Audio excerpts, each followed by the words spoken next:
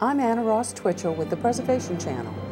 We visited the Union Oyster House bar in Boston, Massachusetts, which is the oldest continually operating restaurant in the United States.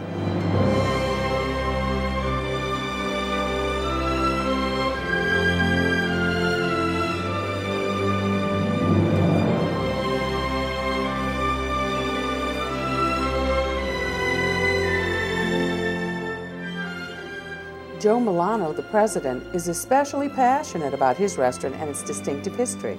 This is a plaque, very unique, one of a kind. We are a National Historic Landmark. We are the only restaurant in the United States that has that distinction. It actually has a double distinction. It tells the story about the birth of the time of the Revolution, what went on in the actually pre-revolutionary periods.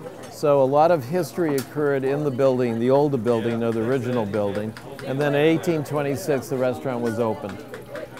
It started with an oyster bar.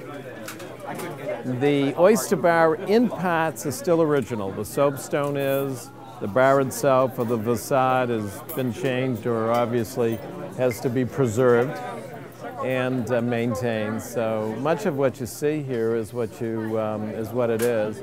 There is a little signage over here that tells a story about Daniel Webster, who years ago in the early stages of the restaurant, Daniel came to the restaurant as a U.S. Senator, as a governor. He was actually a U.S. Senator of New Hampshire and Massachusetts. And the story says that he came here and ordered no less than 6 plates of oysters, had a tumbler of brandy, and a glass of water as a chaser. That's probably why I was a great orator, but anyway.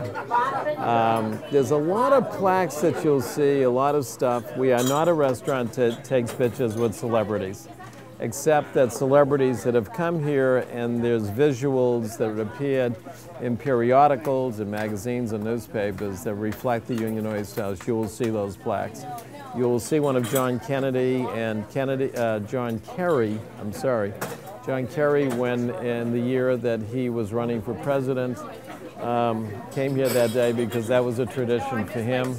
And he sat at the oyster bar, and it was always very good luck. And at 2 o'clock in the afternoon, the exit polling looked good, and later in the day, no one knew, and the next day it became not the most favorable results for our senator. This, as we said earlier, we're in 5 buildings, Anna. You know, it's a little unique in its own way. It was never intended to be a restaurant. It just kept evolving over the period, and so we have quite a bit of evolution of its own nature. This is Union Bar. The Union Bar was put on in the early 80s. It was an addition that was necessary because we just didn't have a section that had a bar itself, other than the oyster bar, the real trademark of the restaurant. We have to be with the times. As old as we are, you will see television sets.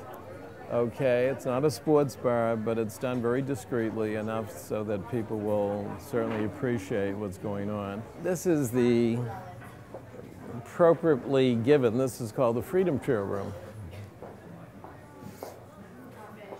And this is a map that depicts the way the city of Boston looked back in 1769.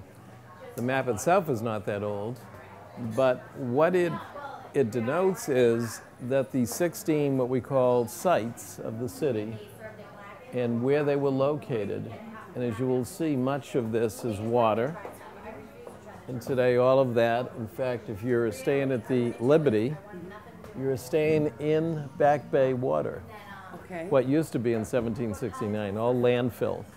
So everything that you see with the dotted lines in that section up there is now landfill. And the hotel and many of the sites and many of the things that you will see, that you'll be walking through, were really water and filled in. The Oyster House kind of sat with water in its back, and Quincy Market, Faneuil Hall, and many of the sites, which are really the story of the stirrings of the American Revolution. If you look around the room, you will see or recognize certain names, like the Old Salt Meeting House is where Sam Adams kind of stirred up a lot that went on and went down to the harbor, and at the harbor was the the story is told about the Boston Tea Party.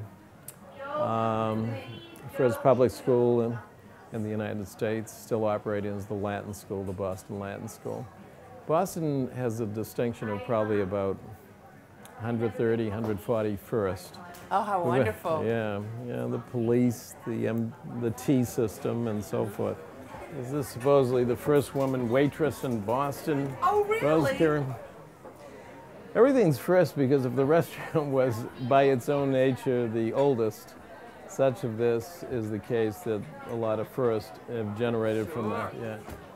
You have Paul Revere's house, Faneuil Hall is our cradle of liberty. The Old Nod Church, one if by land, two if by sea. The Constitution or Old Ironside, and then the Bunker Hill Monument where a battle took place. But they really kind of tell the story of the American Revolution. Did you commission this? We commissioned an artist to do the dioramas. Not easy, but as you can see, it takes very distinct kind of characteristics or skill sets to do this. So a person actually was very good in doing dollhouses. Okay. That's why the dioramas appear the way they do. If you're a golf enthusiast, we actually closed down the Oyster Bar because we entertained the U.S. Ryder Cup team in 1999. And that was part of the ruling. You selected the Oyster House. You'll see Mr. Woods in the middle. And you'll see some of the, well, certainly all the players, all 12 players that played in the Brookline, which is the last time the U.S. team won a Ryder Cup. But anyway. The original owners were Atwood and Bacon back in 1826. And they actually were in the wholesale oyster business. It's very typical that if you got in the restaurant business, which restaurants only started in the 1820s, it was very typical that they got in the business only because they had the wares or the certain kind of product that made sense for them to sell to a consumer market. So at that time, Atwood and Bacon owned an oyster company, or the wholesalers, or they were actually, at that time they didn't harvest oysters, but they dredged and got oysters. So it's how the name came about. Years later, when it sold from Atwood and Bacon, the name Union came about because it's on Union Street. And today it's still Union Oyster House. A lot of the prints that you see around the room show scenes of the restaurant as it looked back in probably anywhere from early part of the century and through the, to current times. So if we're talking history and preservation, there's your oyster bar, and it doesn't look much different than we were just there a little while ago. Oh. This is really neat. Okay, we're here about 30 some odd years, and in 2003, we said, what are we going to do? We were really not a house that, in fact, often asked, we know that certain people, or they had read about certain people, came to the restaurant. So we have an autograph book. So over the period of time, we were in our third volume, was having all these wonderful people come and sign the book. So my sister and I, Mary Ann and myself, sat down, and over the period of time, we decided what we would do is see if we can find the right artist, commission them, and see if we can find a person who can do caricatures of these legends of the Oyster House that had come here. And so the rules were that there would be 50 faces at the Oyster Bar. There would be caricatures of them. They all had to be living at the time that the commission piece took place. And they all had to come during the time we, at that time, owned the restaurant, about 35 years. So a lot of people say, gee, I don't see John Wayne or John Kennedy or Daniel Webster. Well, he says, that's wonderful, except they weren't around when we... So that's kind of a fun. Okay, the room you'll be dining in this evening is the Louis Philippe room. And the name of the origin of the room, again, comes before it became a restaurant. Louis Philippe was exiled from France in 1796. When he was exiled, he first came here, and he lived here, and he taught French by the fireplace. How wonderful. And he taught French to the aristocratic, the young folks.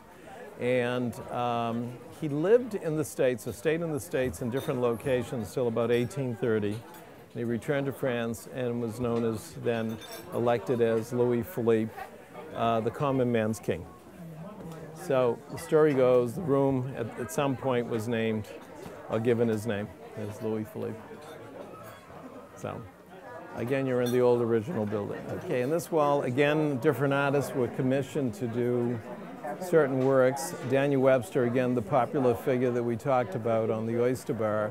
You see him in three versions. One's an orator, two a portrait, three as he would enjoy his libation and his oysters at the Oyster Bar itself.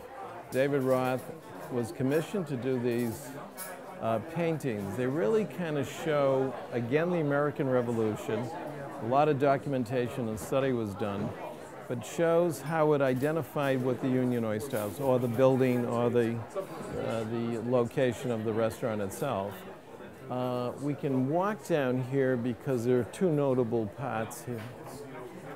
What is considered in some eyes as the first newspaper in America was called the Massachusetts Spy. The Spy was an underground newspaper. During the time of the early 1770s, not everybody was loyal to the crown. So you had the people who were dissenting and those who were in favor. So it's called a little bit of the dark ages of Boston as far as history is concerned. And what came of this was this newspaper, or several newspapers, I'm sure. So it could be argued, what is the first newspaper since the time of Revolution? We like to think the Massachusetts Spy. This is actually a very lovely room. We call it the Colonial Room, nothing terribly original in its name. It has murals. A different artist did this about maybe 25, 30 years ago. It shows the way Boston looked back in probably the turn of the century, meaning the 1800s, so the turn of the 19th century. It shows Quincy Market, which you can see today, very popular. The old feather shop, probably one of the most, of all of the painted pieces of the city during its origin. And today there's a McDonald's to show you how transition takes place. Sounds like heresy. But a lot of the way the city looked, and certainly the State House at that time, now called the Old State House. This is a section here. This is the last of the buildings that we added on. Again, it shows some of the activities that went on before it became a restaurant. This shows Ebenezer Hancock. He was then the paymaster of the Continental Army. He's paying the troops. Much of this is kind of stories that were documented, stories that were printed, that we came about, researched, and again, a different artist had done this series of paintings right here. That shows Louis Philippe by the fireplace, teaching French. Anna will dine tonight at the Kennedy booth.